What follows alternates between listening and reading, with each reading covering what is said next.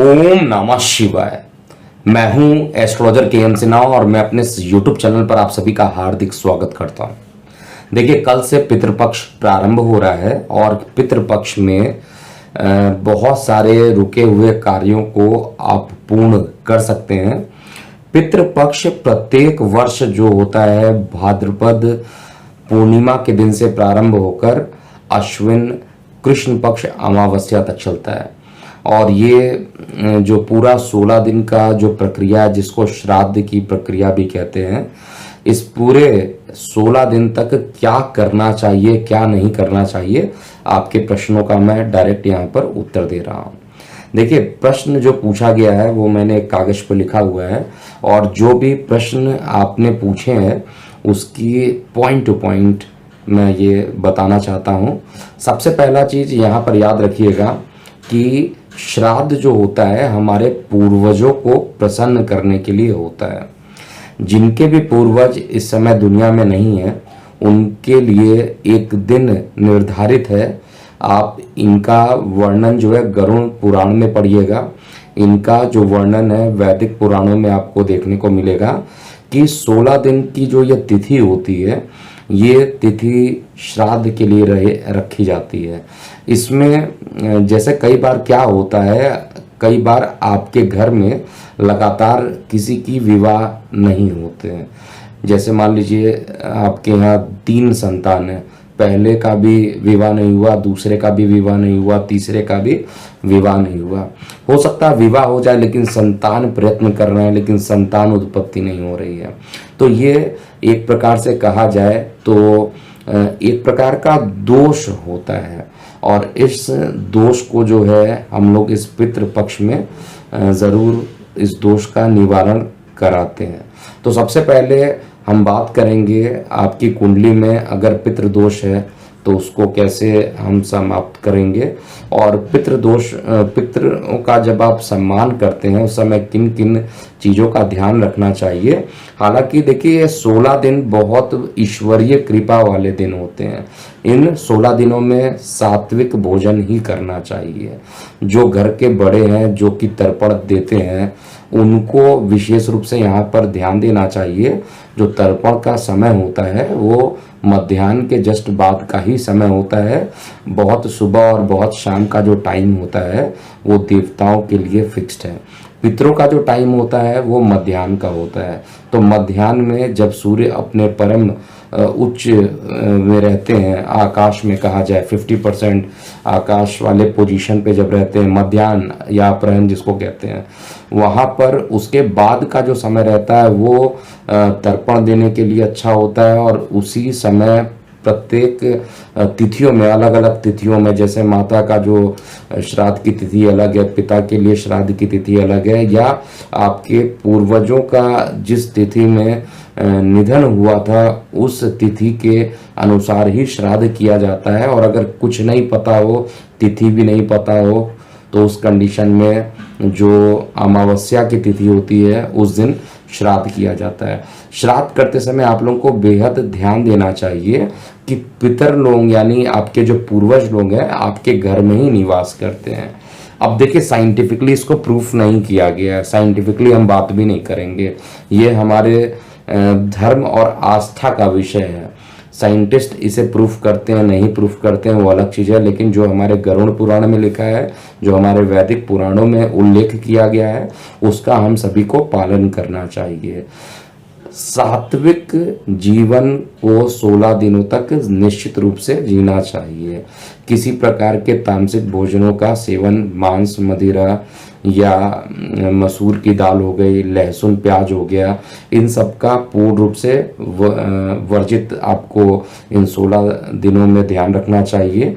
और साथ में आपको ये भी ध्यान रखना चाहिए कि पितृ किसी भी रूप में आ सकते हैं, आपके घर में विराजमान हो सकते हैं। जब वो आएंगे आपकी कंडीशंस को देखेंगे और आप उस समय गलत व्यवहार कर रहे हैं या कुछ परेशान, आप निगेटिव चीज़ों पर ज़्यादा रहेंगे, तो उस समय पितृ भी जो होते हैं देवताओं के समान हो जाते हैं और जब पितृ आपको देखते हैं कि आप उनकी सेवा नहीं कर रहे हैं तो उस कंडीशन में आपको श्रापित करके चले जाते हैं। और इसका भी पूरा जो टाइम होता है आपको आने वाले समय में देखने को मिल जाता है।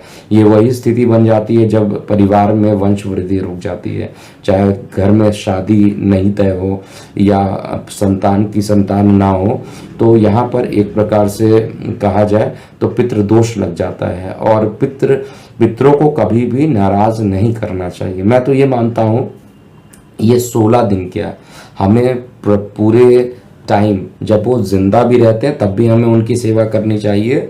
ये तो विधि का विधान है कि जिसने भी इस पृथ्वी पर जन्म लिया है उनकी मौत की तिथि जन्म के समय ही फिक्स्ड हो जाती है। लेकिन जब तक आपके बड़े आपके साथ रहते हैं तब तक उनको ऐसी कोई ठेस नहीं पहुंचाना चाहिए, चाहे बड़े हो चाहे कोई भी हो, किसी को भी ऐसी बातें नहीं करनी चाहिए। ये केवल हम लोग जिस जीवन में जी रहे हैं ये मृत्यु लोक है, और एक प्रकार से कहा जाए कि ये रहस्यमय और मायावी संसार में हम जी रहे हैं।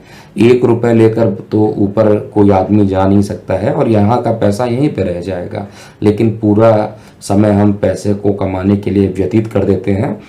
तो पितृ लोग हमें यहाँ पर क्या करते हैं, जो 16 दिन का वर्णन किया गया है उसमें आपको आशीर्वाद देते हैं। और आप जब पितृ यहाँ पर प्रसन्न होते हैं तो निश्चित रूप से आपके घर में एक के बाद एक शुभ कार्य अकस्मात होना प्रारंभ हो जाता है। जिनको संतान नहीं हो रही है, जिनके कुंडली में पितृ दोष लगा हुआ है, उनको किसी गंगा जमुना नर्मदा किसी भी शुभ नदियों के आप स्थान पर जाइए और वहाँ पर त्रिपिंडी दान जरूर आपको कराना चाहिए। ऐसा करने से पितृदोष शांत हो जाता है। और अगर आप घर के सबसे बड़े हैं और आप तर्पण दे रहे हैं तो इस बात का आपको ध्यान देना चाहिए कि ऐसा कोई भी विचार, ऐसा कोई भी काम नहीं हो जिससे कि पितृ आपसे नाराज होके चले जाएं। पितरों को प्रसन्न करने के लिए वो किसी भी रूप में आ सकते हैं। और इन दिनों जब भी हम तर्पण करते हैं याद रखिएगा कि ब्राह्मणों को भोजन भी श्राद्ध तिथि के अनुसार दिया जाता है।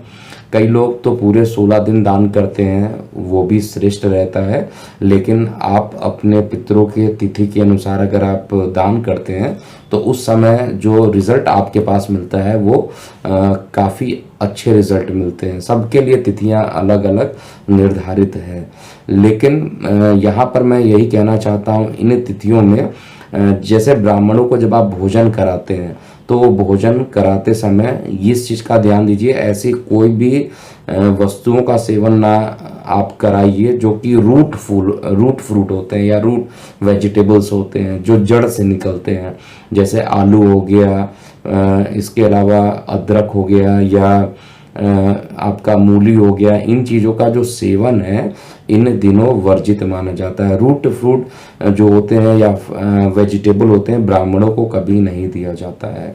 इसके अलावा अगर आपको देना है तो सीताफल इत्यादि आप दे सकते हैं, लेकिन आपको इस चीज़ का ज़रूर यहाँ पे ध्यान देना चाहिए, रूट फ्रूट या वेजिटेबल नहीं होना चाहिए। सबसे पहली चीज यहाँ पर आपको ध्यान देना चाहिए।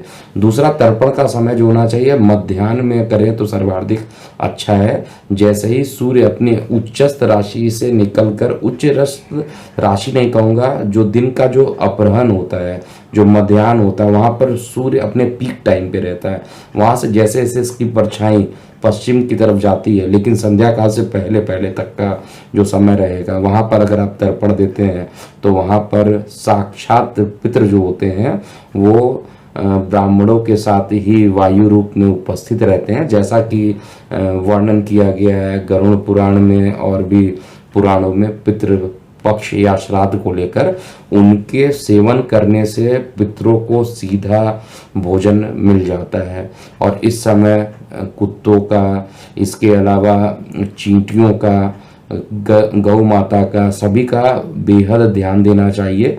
किसी भी रूप में पितर आ सकते हैं और आपको आशीर्वाद देंगे, लेकिन अगर वो देखते हैं कि आप गलत तरीके से जी रहे हैं, मांस मदिरा का सेवन कर रहे हैं, अपने पूर्वजों को भूल गए हैं, तो वो शापित करके चले जाते हैं। और ऐसे कुंडली में जो शाप होते हैं वो देव शाप के तुल्य हो जाते हैं, क्योंकि पितर जो मध्याह्न में रहते हैं वो देवताओं के समान ही रहते हैं। मॉर्निंग के समय और इवनिंग के समय जो कहा जाता है, अर्ली मॉर्निंग या लेट इवनिंग की बात किया जाए, तो वहाँ पर जो समय होता है वो देवताओं का होता है।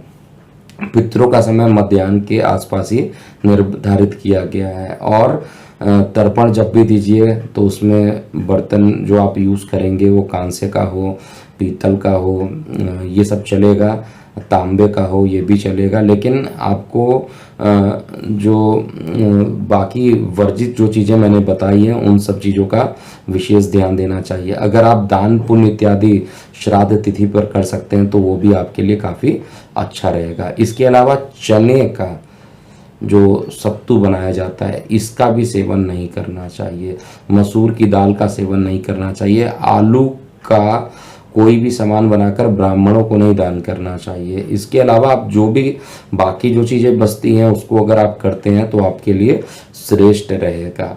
और इस समय जितने दान पुण्य आप कर सकते हैं उतना ज़्यादा आपके लिए उपयोगी रहेगा। तो ये था पूरा जो तिथियां है श्राद्ध की, ऑलरेडी आपको पता होगा।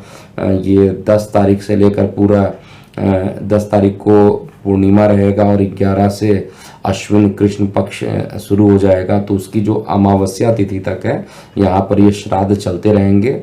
और अपने पूर्वजों को श्रद्धा सुमन याद करके सच्चे दिल से भी अगर आप उनको सेवा करते हैं, तो इसमें कुछ प्रश्न ये भी आए थे कि जिनकी संतान कनिष्ठ या बड़ी या छोटी संतान ना हो वो क्या करें। तो ऐसे कंडीशन में स्त्रियां भी कर सकती हैं, बहू भी कर सकती हैं, अगर मतलब आपके सबसे बड़े घर में कोई ना जीवित हो उस कंडीशन में। लेकिन एक चीज़ का ध्यान देना चाहिए कि पूरा सात्विक रूप से ही ये पूरे दिन को आपको समर्पित कर देना चाहिए। सफ़ेद वस्त्र या पीले वस्त्रों का दान को धारण करना चाहिए और आपको तामसी वस्तुओं से थोड़ा सा दूर रहना चाहिए, जिससे कि आपके जो पितर हैं वो आप पर प्रसन्न रहें, आपको आशीर्वाद देकर ही जाएं। अगर आपके प्रश्न कुछ और भी हैं कमेंट सेक्शन में ज़रूर लिखिएगा, और कमेंट सेक्शन पे मैं खुद पर्सनली कोशिश करूँगा रिप्लाई करने का। अभी के लिए इतना ही। मैं हूँ एस्ट्रोलॉजर KM सिन्हा। ओम नमः शिवाय।